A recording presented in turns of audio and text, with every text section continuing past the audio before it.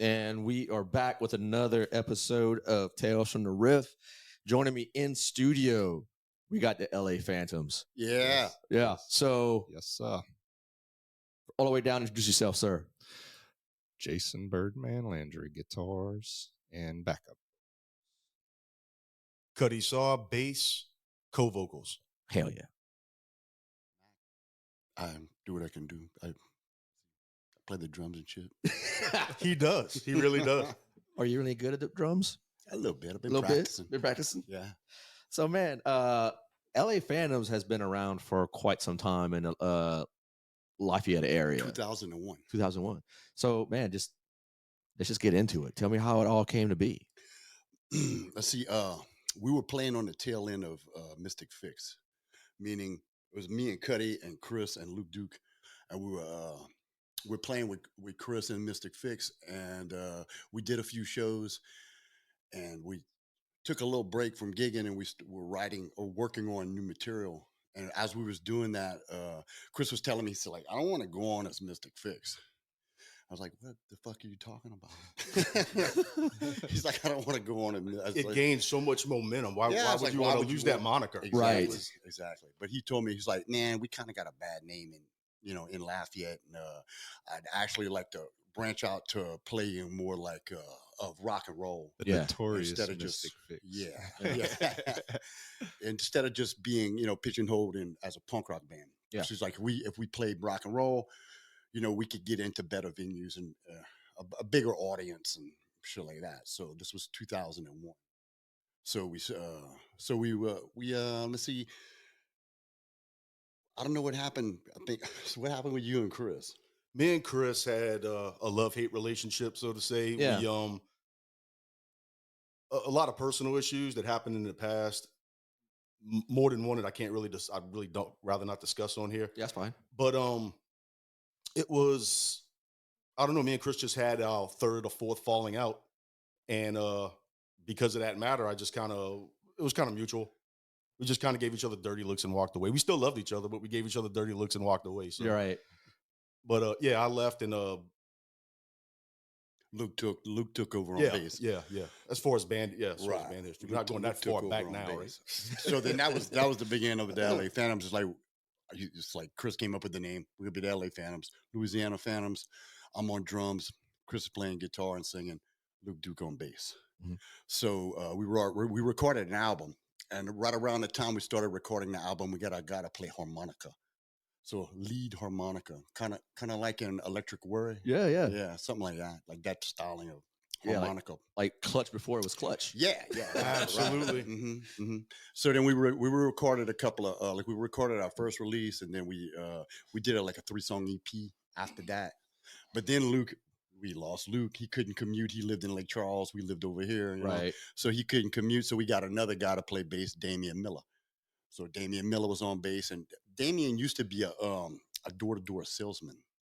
So like as a actual living as a job. Yeah. He was a door-to-door salesman. So he was silver-tongued, So he got us we started getting bigger shows and like more money making shows, Right.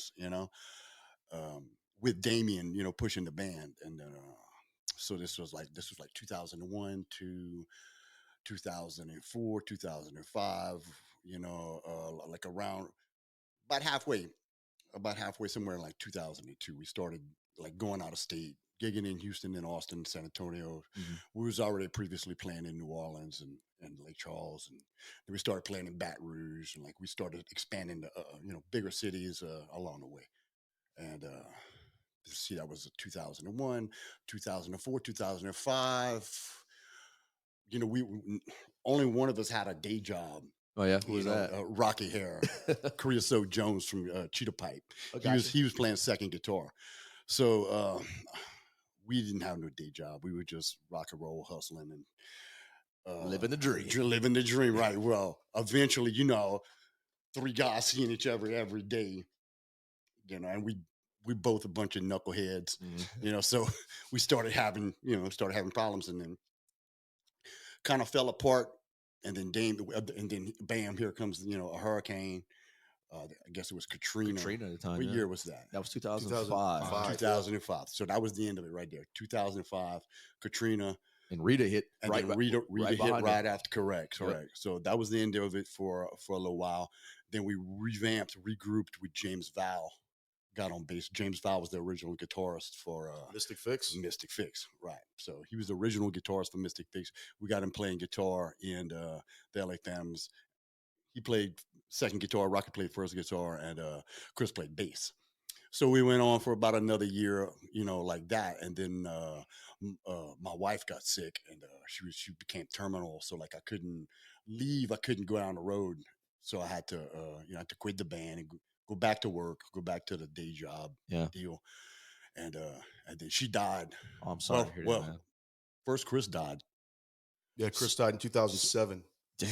So actually that year I was going to a funeral every other month. Yeah, Damien passed away like 2 months after Chris did. Chris passed in June. Damien passed in August. Wow. Like probably a month and a half, 2 months later. Wow. Chris passed on the 11th. My birthday was on the 12th. So they called me on the following day on my birthday. I get a call.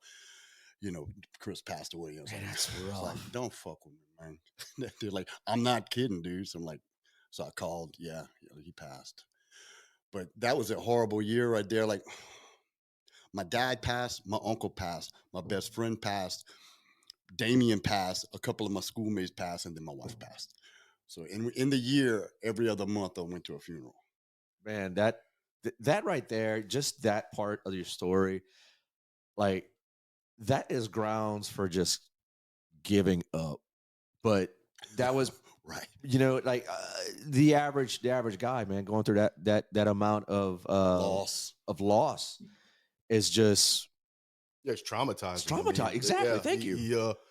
That man had severe loss within that time period. So right after that, Chris just kind of got with Marconomicon, and they restarted Mystic Fix because he had songs written for that particular formula, so it worked with that formula. So he got back with him, and they recruited Shitty Shane on bass and James Val on guitar. That was a good lineup. Yeah. Visually and because Shitty Shane was a showman. Yeah. Very much. I remember seeing Shitty Shane playing live with the Sid Vicious of the McKinley Street Strip. Absolutely. That's perfect description, man. And they started and played a slew of shows for about 2 years? About a year and a half? Yeah, about a little over a year. Yeah. And then in June, Chris passed. Damn, man. Yeah. Just when they were gaining momentum. Right. That's just wild. And like how soon after that did y'all get back together? So Chris passed in June.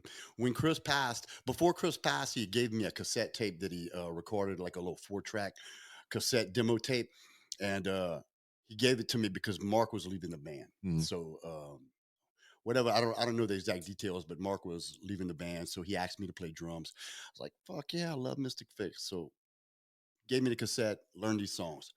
Learned the songs. We were supposed to go record these songs with Jonathan Gilbert and Karen Crow. He had a little, did a little distribution deal. Yeah, I remember that. Record with him, and he puts out your record. So this was scheduled to go down. So I learned all these songs, and then Chris passed away. So like, oh shit. Well, so they were like, man, we need money. We're trying to raise money for Chris's funeral expenses. We were thinking about doing some gigs and doing some benefit shows to pay for his burial. Yeah, tribute memorial right thing to do. Yeah, like tribute memorial to gain a lot of money for a headstone, for the funeral itself, and just maybe a little something, for his son. His son, yeah. And so they asked me, I was like, oh yeah, 100%. I've been rehearsing these songs. So then we started getting together. We rehearsed, and we played a few shows like that, and then we were like, oh, let's keep rocking and rolling. Yeah. So we kept doing it under the name Switchblade Click. My wife was singing. So my wife was singing, Shitty Shane on bass, James Val on guitar. Shane flaked out. We got Cutty. At the same time we got Cutty, we got Ronnie Famous. Right. Come in on guitar. The infamous Ronnie Famous. Love that dude. Famous. Yeah, yeah.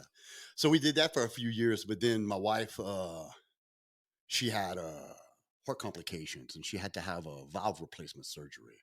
So she had the valve replacement surgery, and then when she came back, like, we tried to get back on the road like that, but her health was she couldn't take staying out late and drinking in bars and shit like that. So Right. it started affecting her health. So we had to pull back. But in the meantime, like she was pregnant and so like the 9 months she was pregnant, we weren't gigging. So I was writing new music. So like I was writing new music to where it was going to go on whenever she, had our baby. We'd have came back with this new music, recorded it, and started gigging.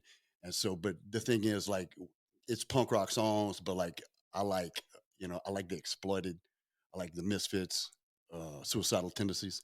She liked like the Ramones, the Yeah. Sex Pistols. So like, and the Cramps and stuff like that. So like our our our flavors was a little different. So when I showed her the music that I wrote, she was like, I don't really like that. So like, okay.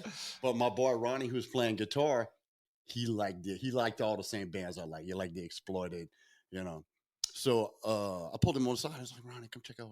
So I did a little demo. I let him hear it. It's like, what you think about that? He's like, oh, I fucking love that. Yeah. So then me and him started another band with a cat named James Ferratu from like The Good Captain and By More, right?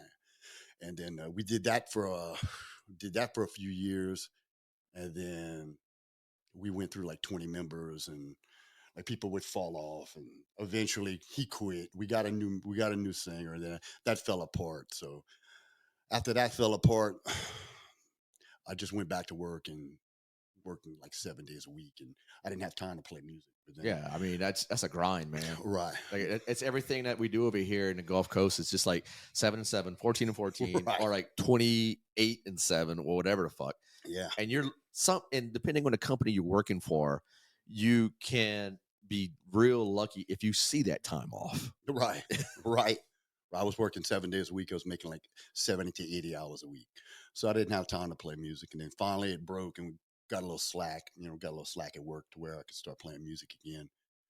And then, see how this went down. I met up with Luke Duke at a choke show in Lake Charles. And Luke was still rebuilding his house from the hurricane. Well, when I met up with him at the choke show, he told me, Mac, I just finished my studio. I'm starting to record some songs, some music. So I'm like, cool, man. He was like, would you like to come over? I was like, fuck yeah, I'd like to come over. So after Choke finished, now Luke used to play with Choke. He played bass with Choke for a while, and then whenever they went to Japan, he couldn't leave and travel to Japan to go on the tour. So they got another guy to play bass, guy from Houston. And so after they got that guy, he stayed on with them. They didn't, Luke didn't get back in the band. So after the show, man, he looked at me. He's like, man, Mac, I really miss being on stage. Yeah. I was like, fuck, me too. Let's get it going. Let's get it going. So we started recording some songs. And then I took a picture of, us in the studio and posted it to social media. And then Tracy McGinnis from Choke said, what's going on here? What's going on here? Y'all want to play some shows? Yeah. So he's like, yeah. So we postponed the recording, played a handful of shows, and then Luke doesn't really like to gig, There's different type of musicians. This cat likes to record. He's an engineer. He likes to write music. Doesn't like to travel too much. Right. Myself, I love every aspect of it. I love writing music, rehearsing, traveling, promotion. Absolutely. I like having both feet. It's the funnest kind of work. Yeah, right. I mean, if you want to even call it that, it's not a day of work if you love what you're doing. There you go. There you go. So whenever he didn't want to gig, at the time I was going to see my believe it or not, my mailman had a band, and so my mailman had a band. So we started going check out my mailman's band, and Birdman was playing guitar, and Lonnie was playing drums, and Thunderkiss we're talking about. Yeah, and I'm friends with I'm friends with these people, yada, yada, yada. Their band breaks up and I call somebody and it's like, hey, you think, what's Jayson doing? You think he would like to join up with us? And she was like, well, if I give him a call and find out. Yeah. So I was like, I texted him, I was like, man, would you like joining our band? He was like, well, send me some of the material. So I shot him the material, like, fuck yeah. Bam, enter Birdman. Bam, enter Birdman. Well, I got a little complaint now because go ahead. I don't remember you telling me that Thundercuts broke up, man. I guess I don't know. I guess everybody just knew. It's one of them things where you just move on and you don't, you know. Yeah. I don't know. I don't remember you talking about it. We I just don't- yeah. because you had the new house coming. You I know there We're was something moving. you were moving from Bunky, the Bunky area where into my wife's from. into Opelousas. Yeah. And you got a good old boy from Delco living right next to you. Yeah, yeah, that's a coincidence, huh? Right, man. Most high school friend, my neighbor. It's Yeah. just weird, just some wild shit. like that. Yeah, but I mean, I don't know. It's just one of them things where you don't make a big deal about it. It's just like, okay, let's move on to something else. We didn't announce it. We didn't. In fact, the Thunder Kiss Facebook page is still up. I mean, we just, I don't know, we just didn't make a big deal about it. We didn't. So Yeah. So then that's when Mac had messaged me and he was like, you want to play some guitar? And I was like, okay, send me some stuff. And he sent it to me. I was like, that's cool. I said, well, do you need just a fill in for a show or something? And he was like, no, man, we need a guitar player. Need a guy. So I said, well, send me some stuff. So I checked it out, dug it, man. It had like a punk rock, but kind of souped up AC/DC feel to a lot of the stuff, which I thought was That's right in your cool. wheelhouse. Yeah. So I learned a few of the songs, and then Mac was like, man, you want to come over Saturday? And I was like, well, I'd like to be a little more prepared than that.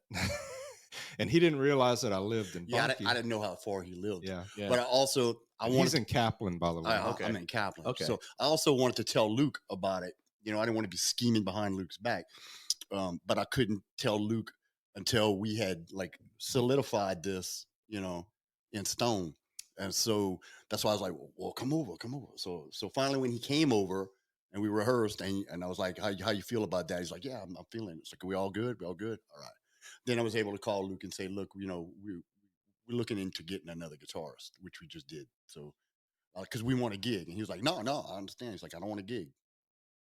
So he gave us our blessing with it and Smooth transition. Absolutely. And then he still gets on stage with us from time to time. Yeah. When we play in Lake Charles, he usually gets up on stage with us. And he came to a Lafayette show. We just opened for Anti-Scene. And I didn't think he'd be able to make it. He showed. I just want to take a moment to give my boy Jayson some flowers right now because he is one of the guys who actually inspired me to fucking pick up the guitar. And I told you this before. Because before we go back a long way, me and Birdman. Probably since 1999, I'd say. Yeah. I met him at a friend of mine's house, and he said, "Yeah, man, he's in a band."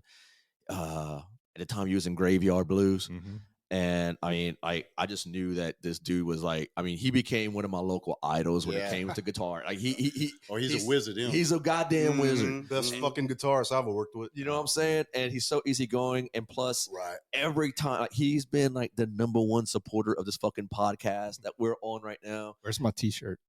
I got one for you. In fact, I mean, every time there is a release, he is one of the first to fucking repost, share, and love it. So thank you so much, brother. I love you for that. Well, Mr. Soleil, I'm just happy to be in the business. Thank you. Very professional. I like very that. very professional. Right. Very diplomatic. Yes, Yeah. sir. Well, I appreciate it, Mo. That was another key Props, selling man. point to asking him to be in the band was because I knew him from Soul Dredge. Yeah. I knew him from the scene. From what I knew, he was an easygoing guy. I did a little background check on him and for some people, and they were like, this dude has no. I was like, what kind of problems this dude has? It's like, this dude has no problems. No. I was like, okay, that's what we're looking for. Keep them a secret. Most musicians have some type of problem. Man, I would just go to his old place in Youngsville when he was still a single man, and he would just have everything. He had the house that I wanted.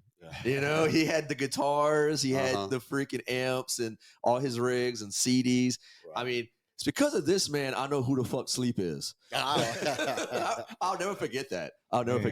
He put on fucking Holy Mountain, and I was just fucking hooked. I was dude, I still jam From Beyond at least twice a day. Classic, man. Hell yeah. Classic. Yeah, the good old days. Fucking right, Now man. we got the new good days. Yeah, man.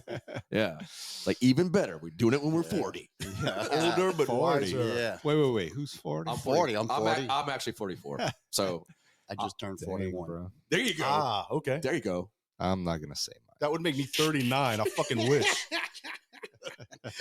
They bought it at the store when the lady asked for my birth date to buy beer. I tell her 84. There you go. Yeah, she's like, okay. Oh, yeah. Dude, I never get that shit. I look like the gray beard. I look like in a pot belly. I look like a fucking garden gnome. So they just know straight up. Oh yeah, you must be Oh, like yeah. 60. Yeah. I'm fucking 49, bitch. I don't say that. I don't want to.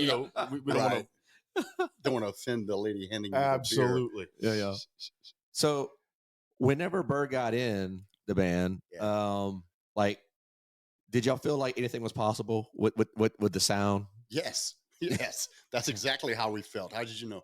I just had a feeling. You're right. Definitely. And I mean, if I requested, like, I was like, man, could you throw a little wah in that lead? Oh yeah. Throw it down right now. Exactly how you imagine it. Too. Yeah, exactly. Exactly how you imagine it. It just runs right through his fucking head beautifully.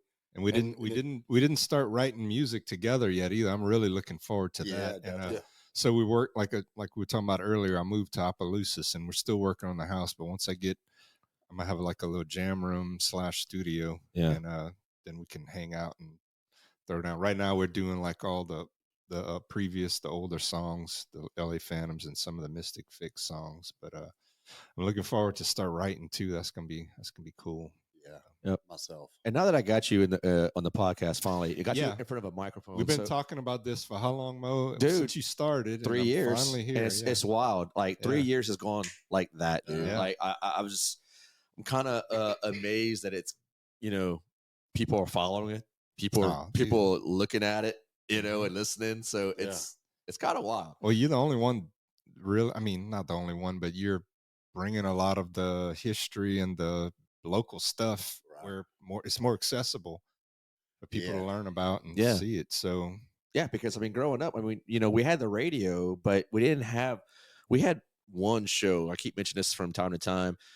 Dave Hubble, he rest in peace. Yeah, rest in peace, Dave. He is another one, posthumously, he helped ignite my idea of just having a show that just curtails to everything local, Louisiana, first and foremost, everything extreme, everything that's like not heard, and just go from there. He was a big advocate of all the local bands. He had a little venue full of Wallet Toys. Yeah.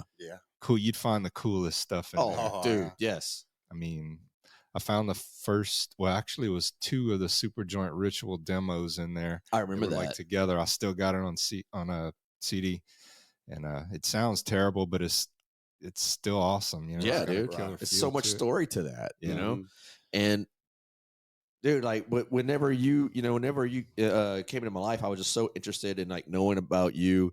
So like now I can get it on record. Like, how long have you been playing guitar? I started when I was 16, I believe 17, and I'm 52 right now. You don't look a day over 40. Oh man, you're too kind. But yeah, you're a handsome boy. So that's what, like 30 something years, I guess. Yeah. I don't math me. I'm not gonna math you. Yeah. So around 30 something years. Yeah. And what was the first song? I probably have an idea, but who was the first artist that made you want to like pick up that guitar?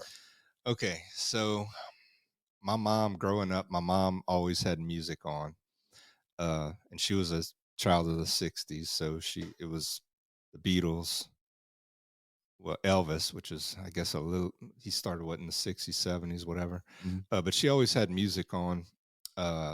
But the first, it's kind of embarrassing, but the first song that ever grabbed me when I was a kid was, what's his name?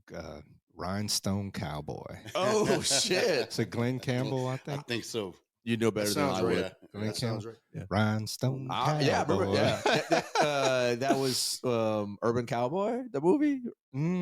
Maybe. I think so. I'm not sure, but could be.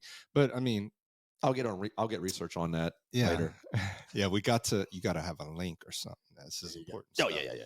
No, so yeah, that was the first thing that really grabbed me because growing up back then, boys my age growing up, it's like we would watch all these westerns, and I was a cowboy. I wanted to be a cowboy when I grew up, you know. So that was the first thing that grabbed me like that, as far as music wise.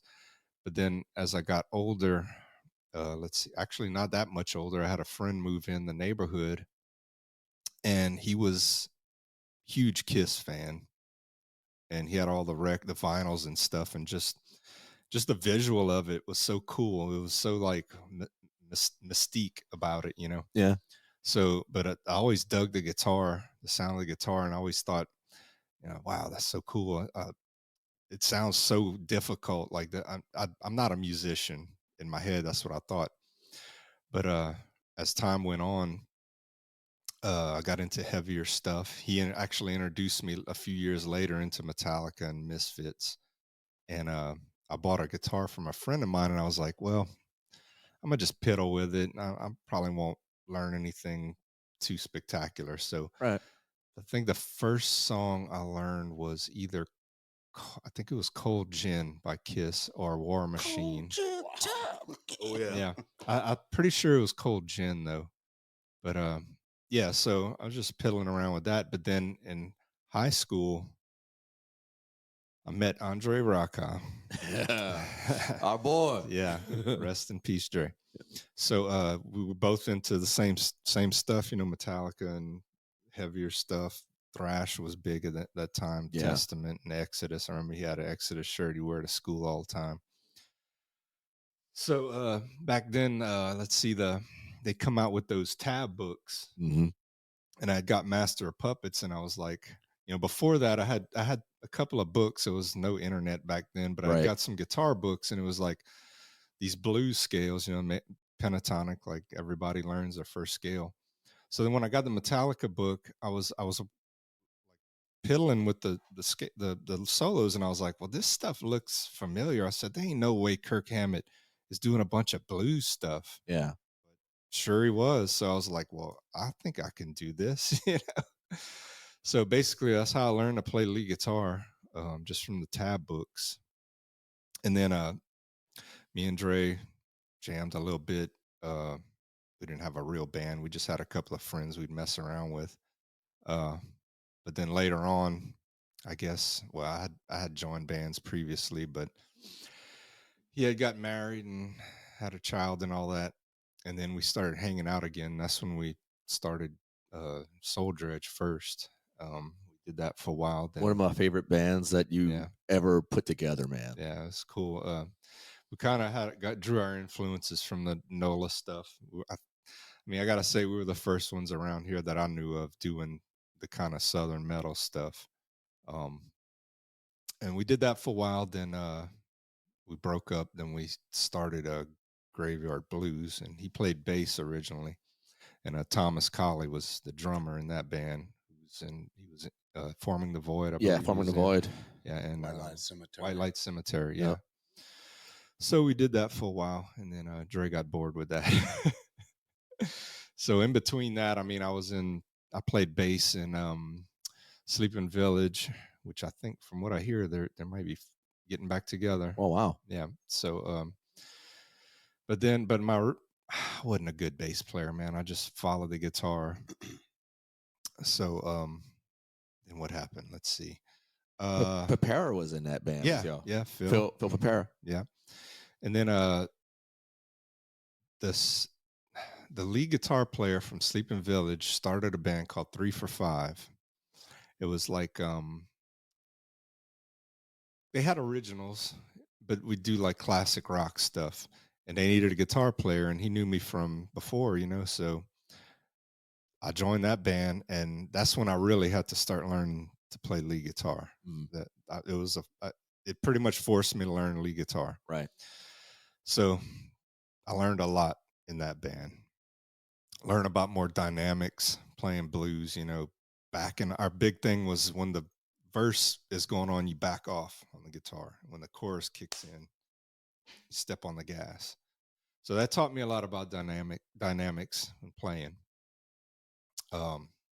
So that eventually, let's see what happened. I think, believe it or not, Andre stole the drummer, which was Mitch Creelo. Uh-huh.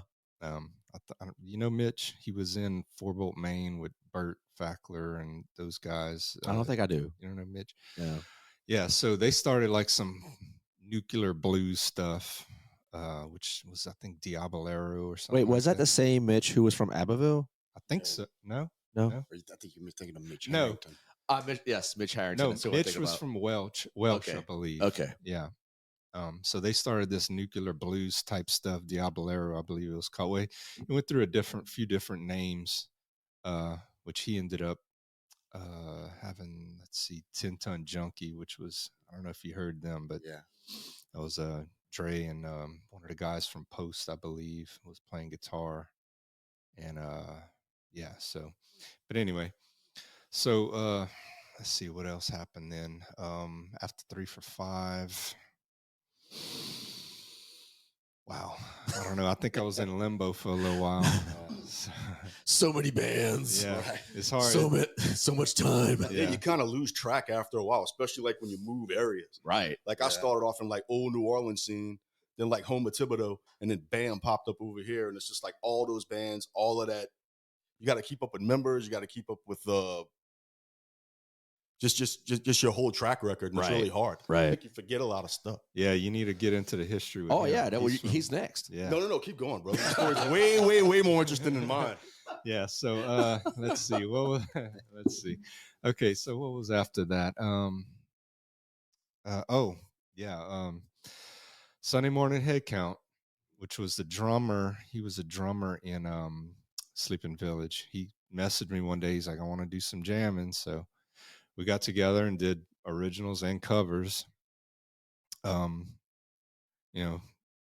Some radio stuff, not too much, but I mean, we still did like some Pantera and Metallica, whatnot, but we put out 4 records. So, I really progressed a lot in that because I was the only guitar player.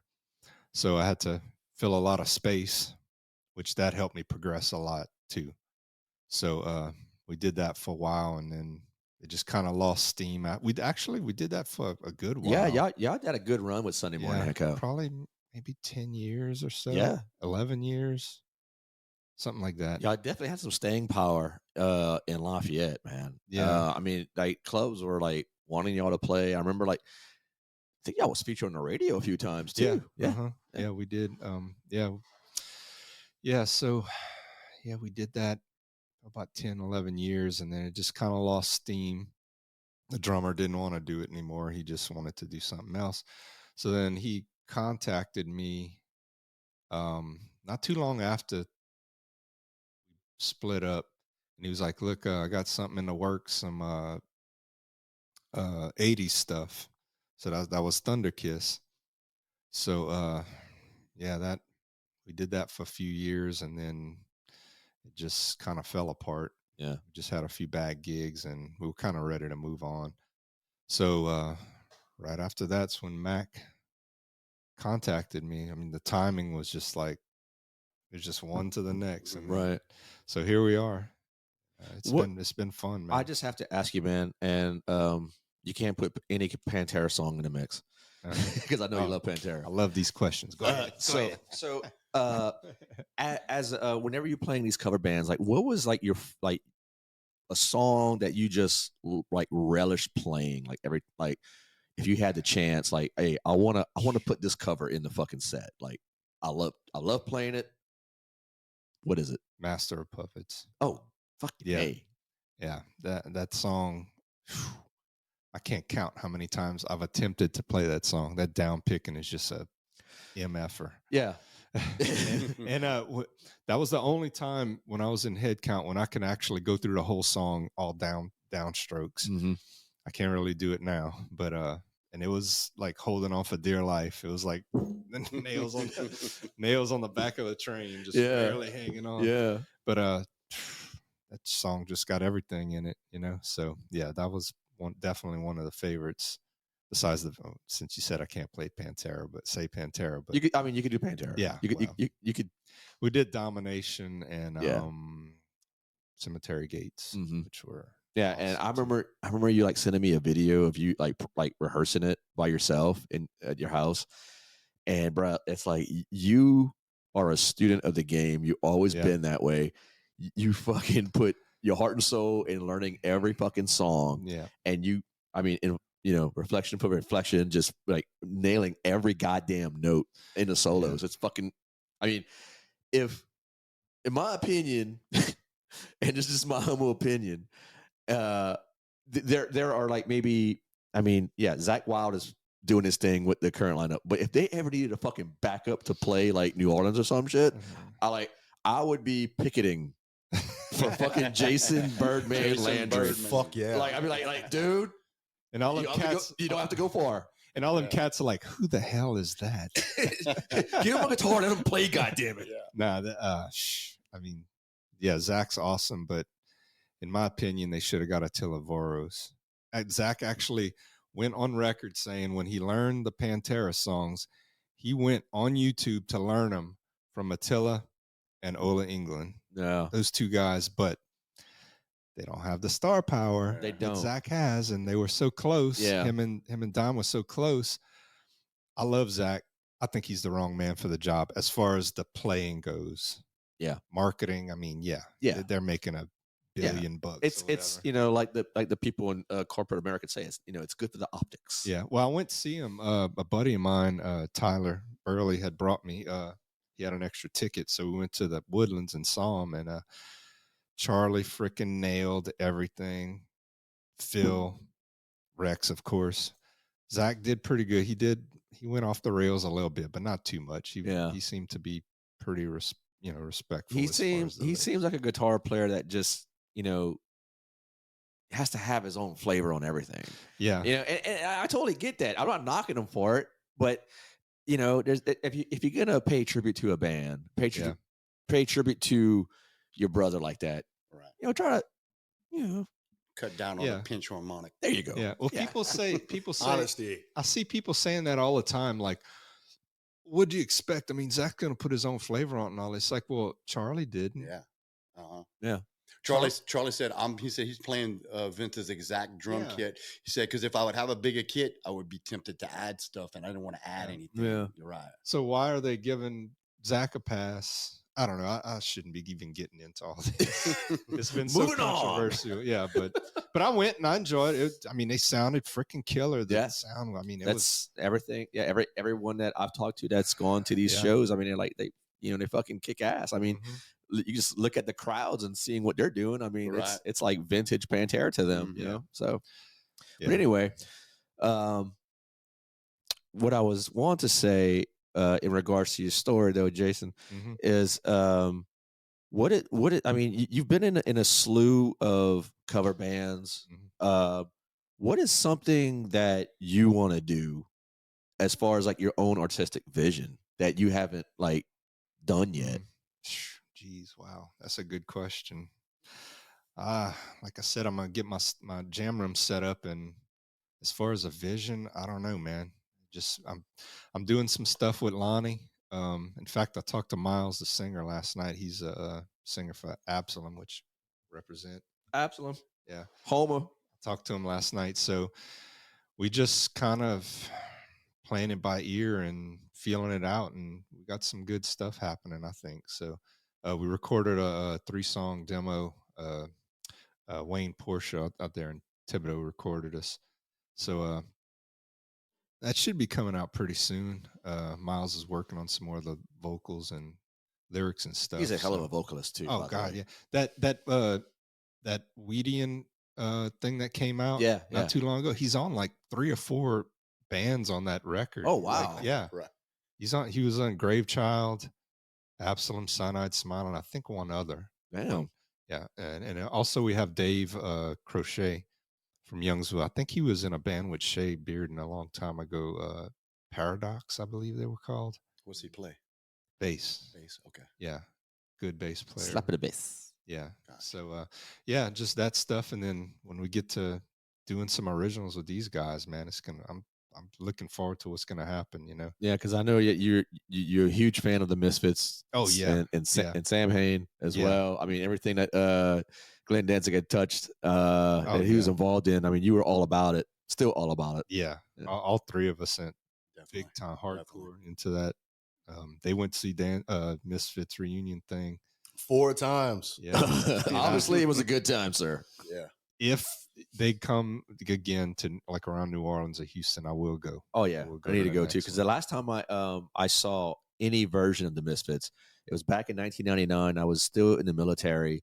I had a weekend off, and me and a buddy of mine, Kurt Amaker, who is a brilliant fucking graphic artist, he actually did some novel work for Danny Filth and Cradle of Filth, Oh, and, wow. and their comic books and shit. Their graphic novels, I should say. Yeah. He and I, we had just met. And he was like, "Dude, you want to like get a rental car and go down to L.A.? Because like we were in Camp Pendleton, Yeah. California, you know, and we're both broken at this point. I'm Uh-huh. still in a cast, Oh wow. and he had some type of I want to say back issue or something like that, if I remember correctly. But we were both hurt, and he said, "Why don't we just rent a car, man, and hop on down to fucking Anaheim, where Universal Studios was, because Glenn Danzig had his first Blackest of the Black tour and festival, and that's where I saw fucking Opeth for the first time. Oh, Yeah, wow. Lacuna Coil was Love there. Opeth. Yeah, Opeth played and just blew everyone's fucking minds, dude. Yeah. And you know, and just put everyone on notice at that concert. That just jarred a memory. You were at one of those concerts and you called me. It was it was like right before the show started. I don't remember who it was. Was it the Misfits? I don't remember who it Yeah. was. But it was a Misfits. And Super Joint was there. Yeah, Super Joint played because call me. You're like, hey, bro, I'm fixing to see freaking Danzig and shit. Yeah, man, because like Danzig as a solo artist was playing, and he fucking like threw everyone for a loop. So after Danzig finished their set, fucking Doyle and Jerry only come on stage for an impromptu fucking Misfits reunion, and they played fucking Death Comes Ripping. And, Wow. and Phil Anselmo was doing guest vocals. Wow. Like he just came on the stage and was like, "Death Comes Ripping." That's fucking aggressive. Dude, I gotta say something about that. I think that album was Earth AD. Yeah. It does not get enough love, man. It doesn't. Everybody does the freaking Walk Among Us cover Us. stuff. Man, freaking Earth AD is my favorite. And Wolf's Blood, man, it's just so freaking aggressive and balls and pissed off and just mean. Yeah. Like, I mean, I love the Happy Misfits stuff. Don't get me wrong, but freaking Earth AD, bro, rip your back out. Yeah. True to life horror. They went from like cartoon horror to true to life horror. Yeah. Yeah. And and Spot, who was involved with Black Flag, he actually produced that album. And Glenn was not happy with the recordings. Really? Not necessarily the speed, because I mean the speed is The production. Speed. Yeah, exactly. The engineering. production. He didn't like the vocals. He said some things were too in and out. But I agree. Brilliant fucking recording. Yeah. Brilliant. Love it, man. Yeah. And speaking of Black Flag, we're going to see him in Baton Rouge in December, right? Yeah. They're playing at Chelsea's? Yep. I assume. Yeah. Black Flag and the Queers. It's gonna be an awesome fucking fucking hey, show. man. Crazy cool. Old school. Old school shit. Yeah. Definitely. That's gonna be a time to have. Yeah. So my man, how'd you get involved with all these guys? Oh wow. How far you want to go back? Oh, dude, go back. Dude, you need to go way back with him. Let's go way back. Seriously. Let's He's go- got, yeah, go he's further got than some. that. Let's he's go got way some back. good Where you history. from? Okay. How's your mom and them? How's your mom? She's good, bruh. She's in Sunset. Oh shit. Oh shit, boy. Pretty much grew up on the West Bank of the New Orleans area. And We're talking about Gretna, Marrero. Marrero. That's what I'm talking about, son. bruh. Right off the Barretaria. Shit, yeah. In the Hillcrest neighborhood, yeah. Oh damn. And I know where you at. yeah. I know. Right on Bryant Drive. So we were involved. We had these two guys that were like older brothers to us, Roger and Kevin, and they were like older brothers to us. And they pretty much got us into like Kiss and Van Halen and all this other stuff. So we started listening to that, and as their music developed harder and heavier, ours did too. So the guy Roger played guitar, and we tried to start a band with him. We were a lot younger than him, and he would criticize us and all this other shit. You know, that's expected. We, you know, we're just kids. But you know, we needed that type of discipline. Yeah. So we all got a band together, but Roger just kept playing the same riff over and over, like just kind of, you know, galloping on the guitar. And we just wanted to sit and write stuff. Long story short, all the neighborhood kids started a band. Most of them quit. Then I met Andre Karst. Andre Karst is Dre. Dre played for fucking War Beast. He played bass for War Beast when he moved to Dallas. Toured with War Beast. Damn. Yeah, he toured. They opened up for Down. They toured Yeah. the whole fucking Europe with Down. So Dre and Bobby Badgeron, Paranoid. Yeah, You Paranoid. know Bobby? Bobby. He's another guy that influenced this podcast. dude. Me and Bobby went our first band together. No shit. No shit. SIK, Silicone Impregnated Crunch. I was 14 fucking years old, dude. I was like a little kid and a teenager. Yeah. And I really wanted to be involved in that. I went to one fucking show, and that was like the old Soylent Green with Glenn Rambo. Yeah. Crowbar when they were called the Slugs. Yep. And we all became good friends. In fact, those two bands became my fucking mentors, big time. So I joined SIK, played with SIK for a while, and then a band we opened up for earlier was called The Detriments. Yeah. The Detriments were a hardcore-based New Orleans band, but they sounded like everything that I personally loved. Sick of It All, Agnostic Front, fucking Gorilla Biscuits. I loved all this shit, and that's what they were doing. In fact, the singer Donnie Saucier, who's actually from Thibodeau, he lived in Maryland for a while and then came back and kind of brought this amongst the New Orleans scene, and we all kind of grabbed it and embraced it. So I joined the Detriments, toured with them. We actually toured with the Slugs when they were Crowbar. I mean, before they were Crowbar. Sorry. Right. And just those shows back then were just fucking amazing, man. I mean, like the Jefferson Lions Club, Storyville Jazz Hall. This was like 89 was the first show I played, and kind of lost interest when the grunge thing came out. Yeah. In fact, when the Detriments broke up because the singer became a police officer in Chalmette. And at the time period, it was hard for me to get back and forth because I was still a kid, and my family moved to Houma, which is like an hour away. That's where I was born, sir. Oh, cool. All right. No shit. Oh yeah. My family's from fucking Dulac. Dude, I was in a band. Coco Dre. Right. I was in a band called Chapter 13. We Uh-huh. would practice in fucking Dulac. No shit. The J&M grocery. It was an abandoned grocery store. You know what I'm talking I know about? exactly what you're talking about. And we would run a line because it had no electricity in it. So we'd run a line to it. And the guy, I forgot his name, the fucking sweetheart, big freaking Native American dude. He's cool as fuck. His name was Joe Lodry. And he'd come out and like open up the building with us, you know, for us. And he was like in his whitey tighties and his white shrimp boots. And y'all ready, bro? I was like, all right, yeah, we ready. I know Joe. I know what you're talking know about. Joe. Fucking human being, man. Dude. He played the cover band too. I think they would practice in there. They would No play shit. at it was on Grand Caillou Road. What was the name of that fucking bar, dude? Yeah, Frontiers. and it's Frontiers, had the J&M, and right across the street from that was was their public park. Right. They had the swimming pool and shit right there. Right. Oh yeah, ate at Sienna's a few times, dude. Love fucking dude. Like I know a lot of. In fact, Tillis Verdun was our drummer for a while, who's now like in this. Dude, Tillis was fucking best friends with my late cousin Archie Soleil. Archie, like I know a Tillis, lot of Soleils, dude. that's my family. Fucking A. You know Dale Soleil? Yeah, I know Dale. That's my cousin. And fuck, and then Tillis, that dude is responsible.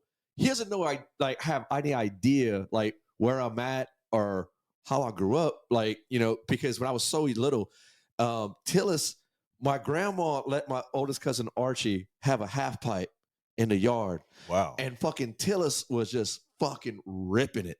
And like him and my older cousins, and like that's where like life began for a young Mo Soleil, and like the metal story just started right there.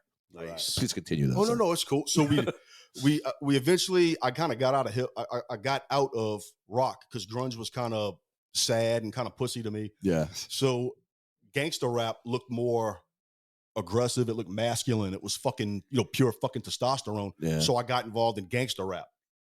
And we recorded a few albums, like maybe 2 albums, but back then all that material was lost because back then, like when you go in the studio, they give you like a reel and a DAT tape. Yeah. Yep. Like you recorded on a CD or a tape. But I got out of that fucking shit quick. There was okay when you pass on the east side, before they had the fucking bridge over the Intercoastal Canal, Yeah. they had the two little bridges, the two little small tow bridges. Remember that? Yep. Well, you keep going right when you get to the east side, you keep going all the way down. Right before you get to Village East, they had that rap club. Yeah. Right there. Yeah. And this was before the Ray Nagin comment. It was called Chocolate City. Yeah. And we performed there one night. And some dude in Mechanicville, I think on East Street, remember how infamous East Street was? Yeah. He did a fucking drive-by like around the area, and they were Goddamn. hiding the bike. One-eyed Kirk on the bar. Cool fucking guy, but got shot in the face. One-eyed Kirk. One-eyed, swear to God. I believe you. Yeah. So they hid the bike, and like everybody's getting crazy. And I think it was we looked a little different. Yeah. So tensions were growing. Maybe that wasn't the reason, but tensions were growing, and some altercation happened, and it almost ended with me getting shot in the fucking face. Yeah. So no one likes getting shot in the face. Yeah, and so I got back in the rock. Listening to old tapes that we did. I'm listening to like the old Slugs demo, the old Soylent Green demo, the old New Religion, all these bands. Shout out Tommy Buckley. Fucking a great fucking drummer, dude. And I was like, I have to get back involved in this. But it's not necessarily like riding a bike. You have to go back and practice some more. In fact, I lost a lot of speed. I lost a lot of technique, and I had to relearn this. So I got with these other guys, and I got with these guys that live on Henderson, right by the high rise. Remember that? Yep. So I got with that band, and they started showing me what's going on around here. And they were like, dude, I know you were part of New Orleans, but look what's going on right here, right now. Yeah. And he put in one tape, and I was like, God damn, it was a fucking demo tape of fucking Acid Bath. And I was like, Jesus Christ, those guys are from here? Yeah. He's like, yeah. Yeah.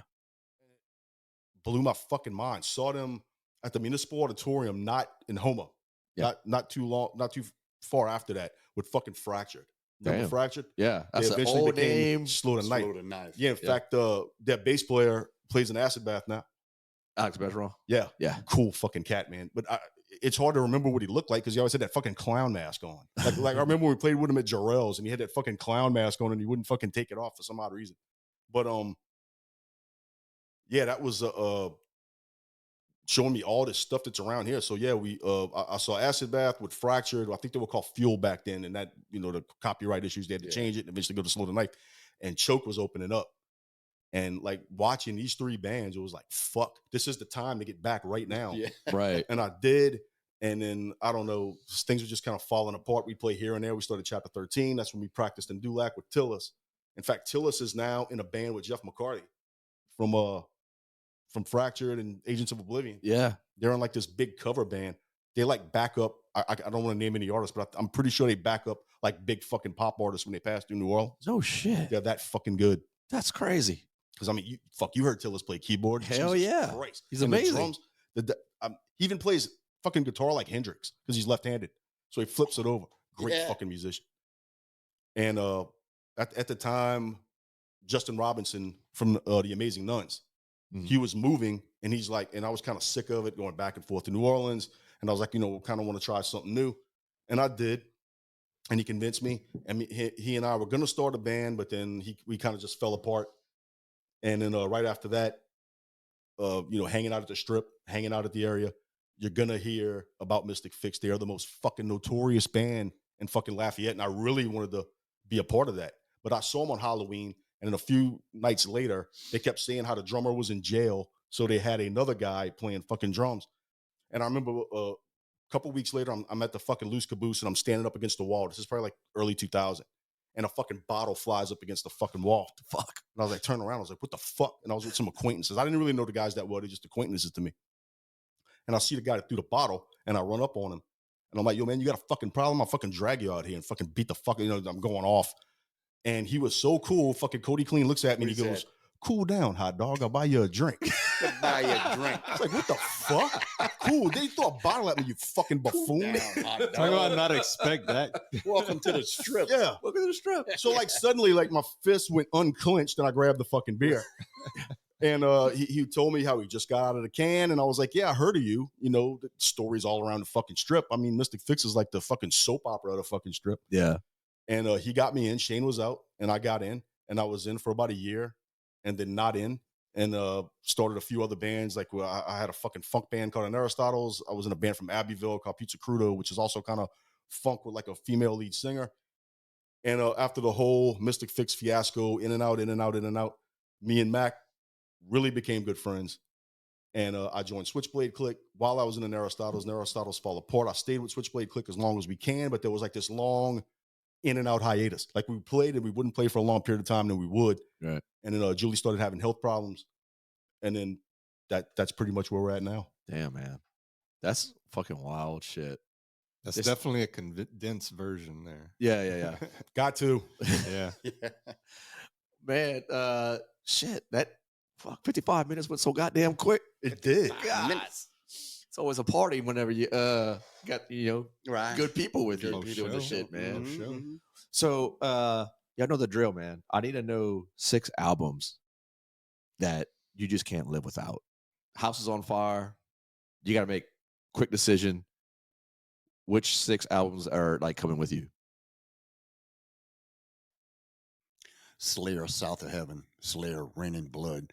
Slayer, Seasons in the Abyss. Black Sabbath, We Sold Our Soul for Rock and Roll. The Misfits, Walk Among Us. Oh, dude, there you go. I dig it though. Suicidal Tendencies, Institutionalized. Hell yeah, dude. Okay. It'd have to be a Pantera record, and that's a hard one to decide. I'd probably have to say Cowboys from Hell, because I was like, when I really got into them, that album just changed everything, I think. Probably Earth AD. There you go. Maybe let's see.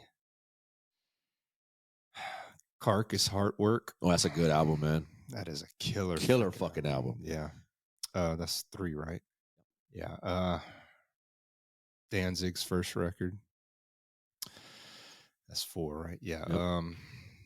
What else? The Acid Bath demo. Yeah. Not Kite String. Yeah. The demo, which I guess became Hymns of the Needle Freak. Mm-hmm. Yeah. That one, the demo, which to me is, I like it much better. Myself. Yeah. Yeah. One more, right? Right, more. Gosh, let's see. That's a hard one. The house is burning. I know. It's burning. Your burning. ass is literally on fire. Yeah. Naked ass is red hot. Oh yeah. Jeez, I don't know. Maybe Peace Cells. Peace Cells? Megadeth, something like that. Nice. Yeah. Something real thrashy. Hell yeah, man. I love it. Fuck, man. Oh, okay. Yeah, looking at you, sir. Okay, I'm going to cheat a little bit. Go ahead. Because I'm going to grab my entire Sam Hain box set. Yeah. So I'm going to grab the whole box set, and that counts as one. Okay. That's one. Okay. That's fair. I'll rewrap it. I'll put like cellophane on the motherfucker. That's one. All right. Jeez. I got to go with Beatles, the White Album. Greatest hit, Sly and the Family Stone. We're at 3. Sorry. Trying. It's like all these different genres are like, like jabbing me right now. Hey, I love it, dude. I love it. Jeez. Oh, fuck. Think, Cutty, think. Just got to put a metal album in there. Yeah. Did you what Sabbath album you said? We Sold Our Soul for Rock and Roll. Okay, I'm gonna go with the self-titled debut. Oh yeah. Damn, I should have had a Sabbath too. And got one more. What more? Probably the most fucking brutal of them all. Here we go. Dolly Parton. No. Dolly. She's awesome. She's good awesome. people. Roy Rogers. She's got a great park too. Good roller coasters, good water rides. For the last one, I'd probably have to go with probably Black Flag, My War. Oh yeah, that's fucking kids love that shit. All right. Nice. Man, it's been a fucking absolute pleasure to have you guys here and having the first band collectively to be on camera. Thank you for having us. Awesome. Yeah, definitely. Thank y'all so much for the We stories, like to make man. history. Yep. Oh yeah. We'll make all the history. Thank you, Mac, brother. Cutty. Absolute pleasure, man. My show. Dude, so so if you want to be part of the conversation, please send me a DM on Instagram or Facebook. I have an email address, mo@talesfromtheriff.org. And We have merch available at PM Star Promotions. We have our own collection of Tales from the Riff t-shirts. If you're down with that, y'all got anything new coming up that y'all want to promote? Yeah, we got some shows coming up. November 23rd. 23rd. November 23rd with Deleuze Caboose. January 25th, we're in Lake Charles at the Panoramic Music Hall. And then February 1st, we're at the Pit. At the Pit. Yes. And we just got a new video that came out too. Slow What is the name of the song. It's on YouTube, so search. Corey Harrington edited it. Yeah. Okay. Yeah. Y'all have your own like LA Phantoms channel? Okay. Well, just send me the link and I'll Sure thing. I'll definitely get everything rolling in the captions and all that good shit. Right on. Again, guys, thank you. This has been fucking fun. I love it. And I can't wait to see y'all guys in action. It's been long overdue. Right. And we're gonna make it happen. Thank you, bro. make it I happen. appreciate it, man. Make it happen. All right. LA fans, everyone. Peace out.